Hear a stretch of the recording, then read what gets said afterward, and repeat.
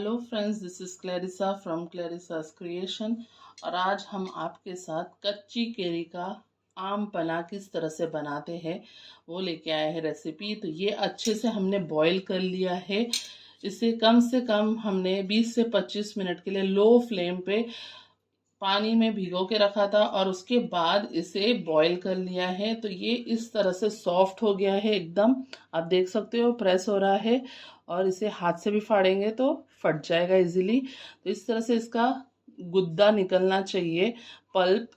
तो अब ये देखिए इसमें से धुआं निकल रहा है, अभी भी ये गर्म है। तो इसे आप चाहो तो ठंडा कर सकते हो, लेकिन मुझे आपको दिखाना है इसलिए फटाफट हमने इसे ठंडे पानी में डाल दिया है। तो अब इसका पल्प हम इसमें से निकालेंगे। तो ध्यान से, ये गर्म है तो आपको इस तरह से इसे निकालना है। आप चाहो तो अपनी उंगलियों की मदद से भी निकाल सकते हो। तो मैं इस तरह से इसका सारा पल्प निकाल लूंगी।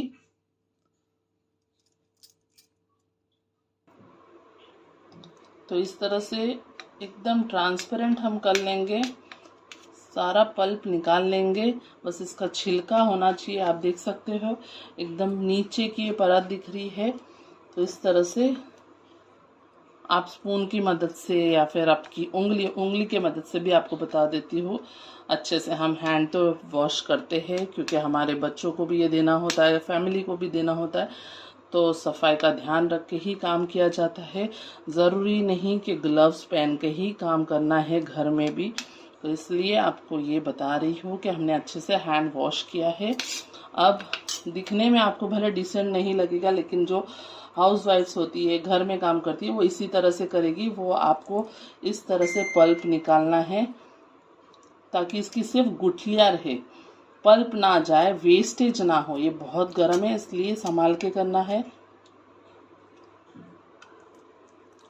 तो इस तरह से मसल के हम इस तरह से गुठलियों को क्लियर कर लेंगे। तो मैं सारे केरियों में से इस तरह से पल्प निकाल लेती हूँ। सो इस तरह से मैंने पूरा पल्प निकाल लिया है। अब उसे एक बड़े से बर्तन में मैं ट्रांसफ़र करूँगी और इसमें हम वाटर ऐड करेंगे। अब पानी आपको एकदम ठंडा चिल लेना है।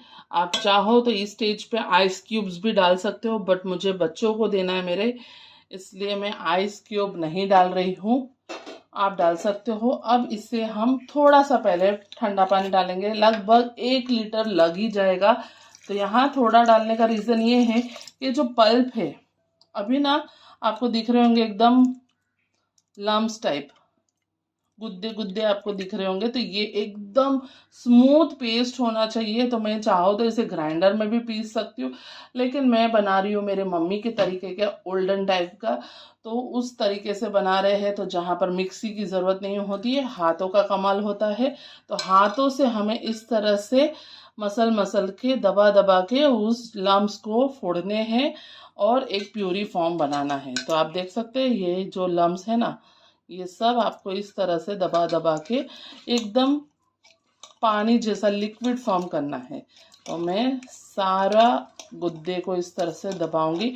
अगर एक ही समय में हम ज़्यादा पानी डाल देंगे तो ये लम्स फूटेंगे नहीं, ऐसे ही तैरते रहेंगे पानी में। तो इसे हमें थोड़े से पानी में इस तरह से मसल के हमें फोड़ना है।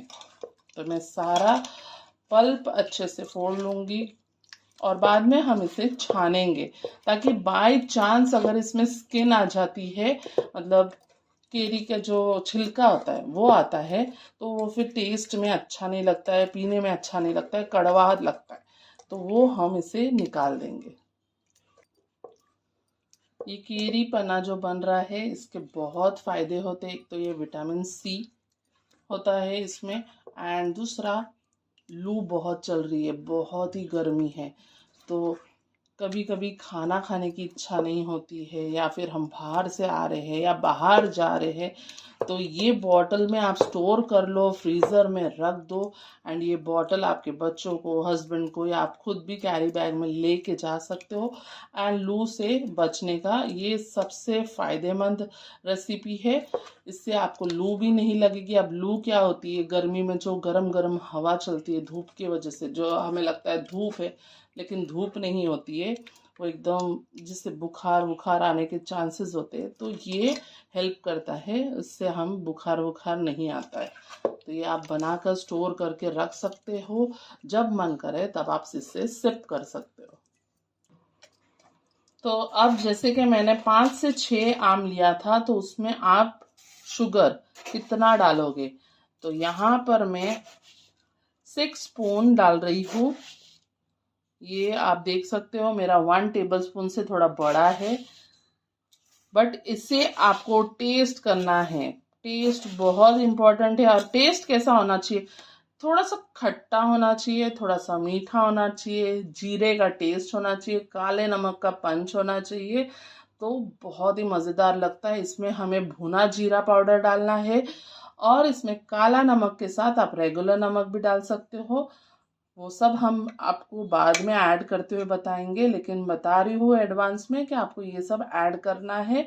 साथ ही में आप चाहो तो काली मिर्च का ब्लैक पेपर, काली मिर्च, उसका पाउडर आता है, वो दरदरा पीस लो या पाउडर फॉर्म में या रेडीमेड ले लो, वो भी आप चाहो तो ऐड कर सकते हो। बट हम नहीं ऐड करते, हमें सिर्फ जीरा का टेस्ट और काला नमक। वाओ! तो जितना हो सके मैंने लम्स को तोड़ने की कोशिश की है। अब थोड़ा बहुत बच जाएगा, वो स्ट्रेनर में निकल जाएगा। तो इसमें हम पानी ऐड कर देंगे, पूरी 1 लीटर की बॉटल।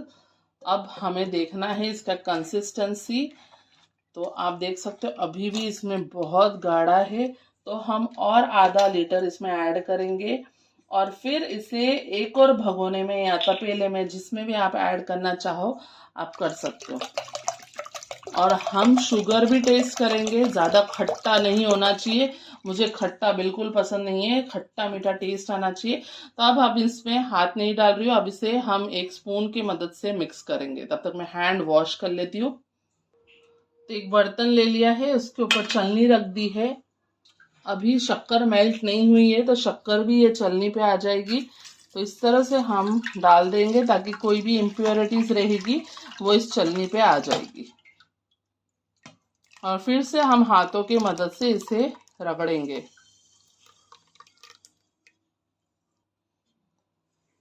जब मैंने ये सीखा था मेरी मम्मी से, तब हमारे पास ये चलनी भी नहीं थी, तब सूती कपड़ा आता था, उस पे इस तरह से रगड़ना पड़ता था, और वो इतना टाइम जाता था, हाथों की बैंड बज जाती थी, हाथ दुखने लग जाते थे। लेकिन अभी ये इजी मेथड है कि चलनी में आप इस तरह से रगड़ोगे तो पूरा पल्प निकल जाएगा स्मूथ पेस्ट में।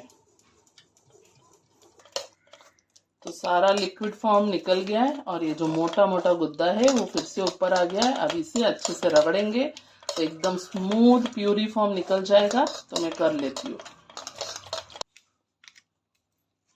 तो ये मेरा पल्प बन के रेडी है, आप देख सकते हो। इसकी कंसिस्टेंसी बस इस तरह से चाहिए। अब इसमें हम टेस्ट के लिए डालेंगे हमारा ब्लैक सॉल्ट। तो अराउंड ½ टीस्पून में इसमें डाल रही हूँ। टेस्ट करते जाना है, इसी का तो मज़ा आता है, चखते जाओ और टेस्ट पता चलता है आपको कि कितना कम है और कितना हमें डालना है। तो ये भुना जीरा पाउडर है। तवे पे बस जीरा 1-2 मिनट के लिए रोस्ट कर लेना है और उसे ठंडा करके पीस लेना है। तो ये बहुत इम्पोर्टेंट है, मज़ा आता है। अब इसे अच्छे से मिक्स कर लेंगे और चख लेंगे। तो मुझे थोड़ा सा काला नमक की कमी लगी, तो और मैं डाल रही हूँ। तो लगभग 1 टीस्पून मैंने 5 से 6 बड़ी बड़ी कच्ची केरी में डाला है। और शक्कर का अंदाज़ा 150 से 100 ग्राम, या फिर आप 200 ग्राम तक भी डाल सकते हो, लेकिन हमें जैसा पसंद है, ज़रूरी नहीं कि आपको भी वैसा ही पसंद हो। कोई कोई प्रेफर करता है खट्टा खट्टा पीने के लिए, कोई कोई प्रेफर करता है मीठा पीने के लिए, कोई खट्टा मीठा। तो ये खट्टा मीठा एकदम ज़बरदस्त। आप चाहो तो पुदीना के पत्ते और लेमन वेजेस भी ऐड कर सकते हो। हम नहीं ऐड करेंगे क्योंकि यही देसी स्टाइल है, पुराना स्टाइल। तो इसी से हम ग्लास में भर लेंगे और सिप मारने के लिए रेडी। तो एक नींबू का वेज लिया है मैंने, इस तरह से ग्लास को रब करेंगे और यहाँ पर कश्मीरी रेड चिली पाउडर है, बस उसमें हम हमारा ग्लास इस तरह से पोर कर लेंगे ताकि एक डेकोरेशन टाइप बन जाएगा। तो इस तरह से हम पोर कर लेंगे।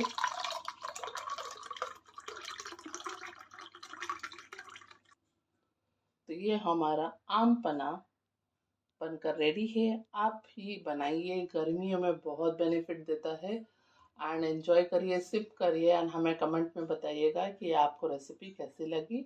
And please like and subscribe our channel. Thank you so much for watching us.